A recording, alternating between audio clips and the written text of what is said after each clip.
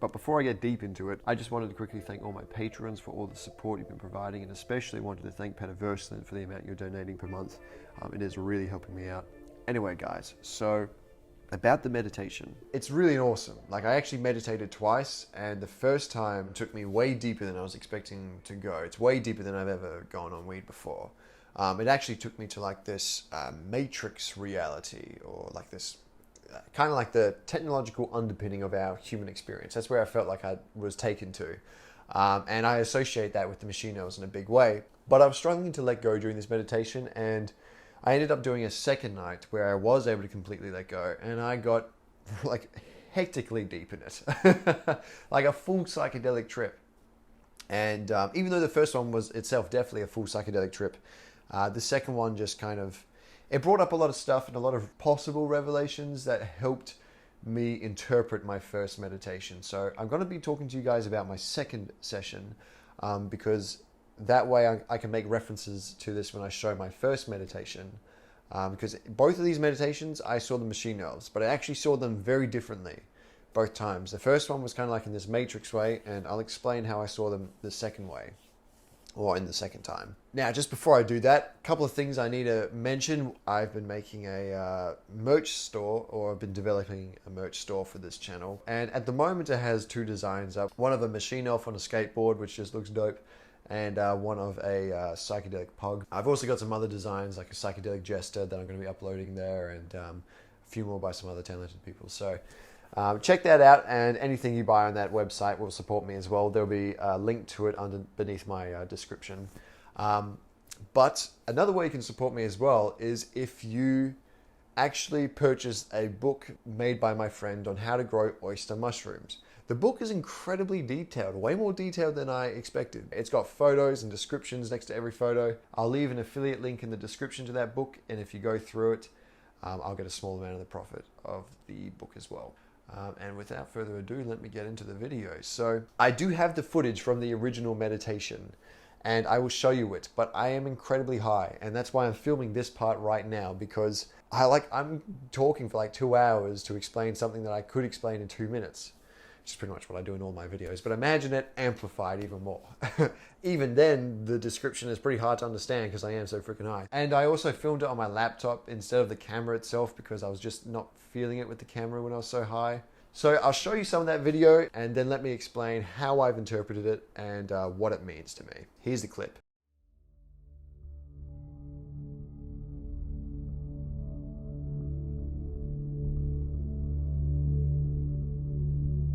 Like, I've had moments I was remembering during this trip insanely well, and I swear to God, if this is not a real memory, then like fucking strike me dead. It is just like, it's as real as any memory I've ever had before. Ever. This is really hard for me to say, but I do remember this on acid and probably on DMT, waking up and being like, hey, and everyone who's around me coming up, and legitimately, like absolutely legitimately, everyone up coming up, and like I know who they are. There's like people holding cameras, like it legit feels like there are people holding cameras, people with mics, and they're all putting like their mics down. It's like, cut. We'll have this big laugh and we're talking, and we'll say this big joke as we're going back into character, and as I go back into character, I'm then me again. It's this really weird fucking experience that I've had many times, and I totally forgotten about it. It's super weird, super weird. It's more like you just have this experience of like knowing that you're acting, everyone like congratulating, like being like, hey, you know you're acting. And like the first time it happened was on the triple drop of acid. That's when everyone started coming up and like, you're okay. It's like, hey, he's coming too, and everyone's like stopping their bicycle and they're walking up, but they know, they're like smiling and like looking around. I'm like, what the fuck's going on? And they're like, you've come to, you're awake. Like, this is what was happening on the 3 tabs of acid. That's actually what these fucking machine elves are. They're the reflection of us. But like, they know that there's this game that we're playing. That's why I think the machine elves are like your higher self. They are this higher version that you're connected to. What that higher version is very hard to say. It's like, I can picture it in my head right now, but I don't know how to talk about it. So obviously it sounds kind of hectic, and I don't know if you understood what I was saying there, but basically the experience I was having was of me being around people, like people who were there before I got high, they all of a sudden change into different beings. Not like they look different, but their presence means something else. And not only them, but me. My memory switched to another personality. And this personality is like, it's kind of like the higher consciousness. And I experience it as if I'm a character who's then awakening as the actor on a movie set. And all the people around me are either fellow actors or they are like the director. And I see people, or feel people is actually more accurate, lowering their cameras and lowering the mic. And I definitely see people all around me like laughing and like saying, oh, he's come back too and he's here again. It's very weird. And the time seems to be shifted when I'm there. It's like time means something else and everything has a different value. Now, I don't think I'm literally being filmed. I don't think that there are people around me with cameras and mics. You know, that's kind of like a paranoid schizophrenic notion. I think more what's happening is that my mind is representing a concept of reality, or is basically portraying to me what's going on through a concept that I will understand. And it's trying to show me that I have a relationship with this part of my consciousness that is similar to a character and a character's actor, and a story in a film and the filmmakers. So when I'm sober, it's like I'm living the story and I am the character. My ego is the film's character. But when all of a sudden I become this other intelligence, which is actually the machine elf, all of a sudden I am like the actor and I am aware of me sober, but me sober is not aware of me as the machine elf. What I think this intelligence is the intelligence from the stars. Now, there's a little clip that I had during this meditation as well where I started picking up on this, but I didn't really draw a connection between the machine elves and the intelligence of the stars, or what starlight really is. So I'll show you the clip, then I'll basically explain what it all means. I think that most of our consciousness doesn't come from Earth, it comes from the stars. That's what I think. It comes because we are our ego. So, of course, our intelligence comes from the stars. The stars are what gave us light. The stars are what allowed us to see ourselves. That's the light. That's what we call it. But we don't appreciate what light is really doing there. Maybe the process of us seeing a reflection and saying, hey, that's us, was actually like a certain amount of time of light doing its genetic mutating of morphogenesis. So what I'm trying to explain in this video is that what I believe that starlight is actually a kind of communication of information. I think that electromagnetic energy is actually is actually embedded with a lot of the information of the cosmos. If you zoom out in a picture of the universe, you will see a giant mycelium network of light. Or mycelium network, like an interconnected web of light. I think this is like a giant web of information throughout the cosmos. I think this light is actually forming a connection with one another. And it's doing this through electromagnetic energy. But what's happening is that this starlight is actually, in a sense, breeding with the Earth. All of this giant interconnected web of information is downloading itself onto Earth, and the product is our consciousness. And I take it one step further. There was actually an experiment conducted by Peter Wersland where he shown a laser through a salamander embryo, and then the information from the salamander embryo encoded itself onto the laser. He directed this laser then into a frog embryo, and it actually started to transform this frog embryo into a salamander embryo, and successfully did so. Which is pretty fucking insane, like really fucking insane. How I think this pertains to the electromagnetic information thing is that I think this electromagnetic energy is actually combing our genetic development. And our evolution is literally this energy and this information of the stars basically molding us to be a certain thing. It's guiding us. And it's also encoding its own information into our bodies and our beings. Our mind is not just of this earth, it's of the starlight. So it might be the case that many of our realizations and revelations are themselves also dependent on light. For instance, the experience of becoming self-aware, Generally, it's believed that, we have our own independent consciousness which sees its reflection using light or interacting with others, which is still dependent on light, but it's still our own independent consciousness, which then comes to the conclusion that, hey, there's a self, it's me.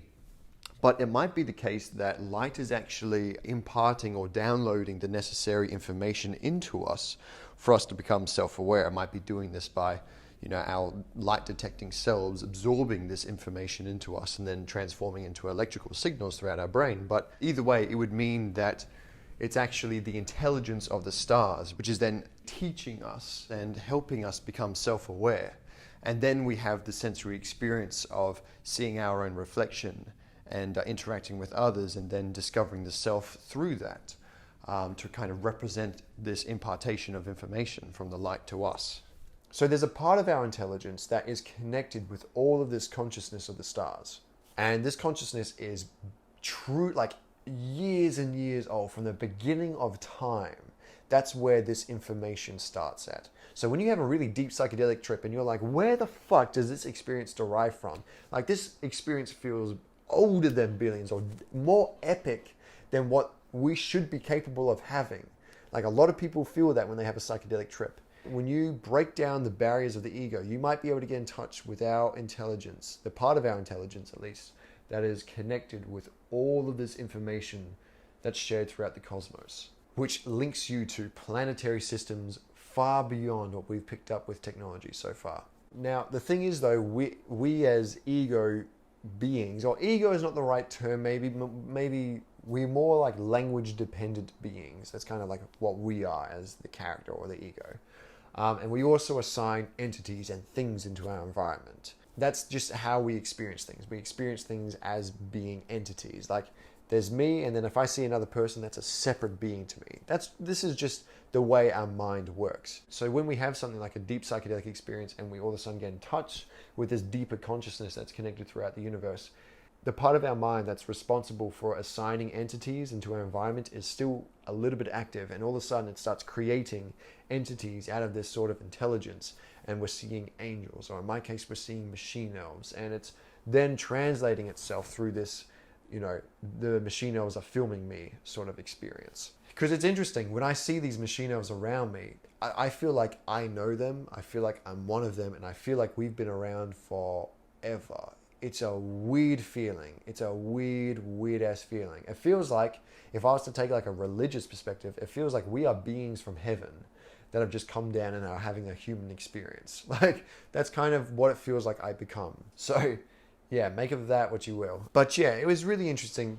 I am skipping over a lot of details from the meditation. Like, I remember I was also explaining in one of the videos, whenever I went here, and I did go there on the weed as well, this place that I go to is like, I all of a sudden just accessed this consciousness, this machine elf consciousness. And all of a sudden I feel needles in my arms.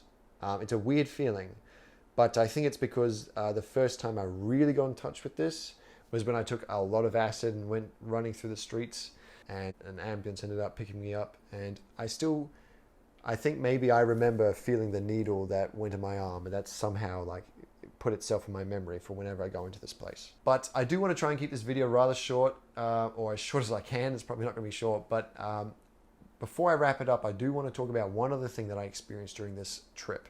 I'm not entirely sure on this, so I want your guys' opinions, because I know there are a lot of smart commenters on my channel, like way smarter than me. That's what I love. Like, I learn from my audience. I literally learn from my audience. In fact, this next part I'm going to be talking about, I've interpreted it thanks to one of my Patreons, George. But this experience I had during this trip was then, I remember going to this place where it seemed like there was this like Egyptian god meditating. And I wasn't me anymore at this point. I was more like part of his own energy. I was like part of his energy field. I say Egyptian god, it was more like this really powerful primal being meditating. That's what it felt like.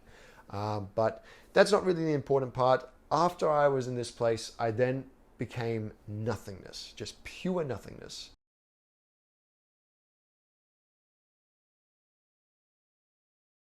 I was thinking about the fact that I am like nothing, and I am staring. Like, I was originally nothing. I was nothingness. I was emptiness. And then I decided that I was bored and I wanted a reflection of myself. And so I reflected myself. And I started just imagining an image before me. All right, let me clarify what I meant by this, because I didn't explain it well at all when I just finished meditating. It felt like I was the nothingness that existed before time. And I then decided to reflect myself, or I didn't really decide, I just simply reflected myself. And this is how I created light. But what light was reflecting was a thing that was reflecting itself. And so light then, for all of time, just kept reflecting itself. And this is how duality came to be. So for whatever existed, if there was an up, there had to be a perfect oppositional reflection of this force. So down had to exist. For a good, there had to be a bad, etc., etc. So this same light that is the reflection of nothing is also the same light of the stars that is combing our evolution and is where the machine elves derive from. And the thing is, George helped me realize this, my Patreon, consciousness itself is probably nothingness, which is a weird way to put it, but if you think about it, for a thing to be a thing, it must have a boundary or a border, otherwise it just merges with everything else. But there is no border around consciousness. There is no place in which you can sit outside of consciousness and look in on it and say, oh yeah, there's that thing, consciousness. So consciousness is no thing, or it is nothing. So we, as light beings, are literally existing within the belly of nothingness. Or we are the imagined reflection of nothingness. And this is what was kind of coming out in this meditation I had. This is why the machine elves are such liberating beings. They understand their origins. They know where they come from. They understand that we are the creators of our own reality. And we literally imagine our own reality. And we are imagining the things that make us happy, and we are imagining the things that make us sad. That's why they're teaching such a positive message, because we can literally create a more positive world for ourselves. We are imagining the very things that are oppressing us. And they want us to steer away from that.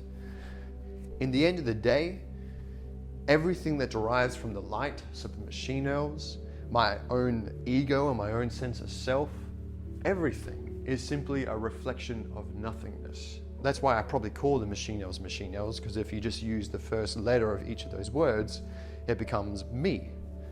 That's what they are. They are me, but not me as I understand myself, me in a far deeper way. That's what they are a reflection of. Anyway, this video is probably getting way too crazy at the moment, so I'm going to leave it there. I don't quite understand this last part. I'm actually still making sense of it. So if you guys have anything to say that could help me out, please chuck us a comment or a message.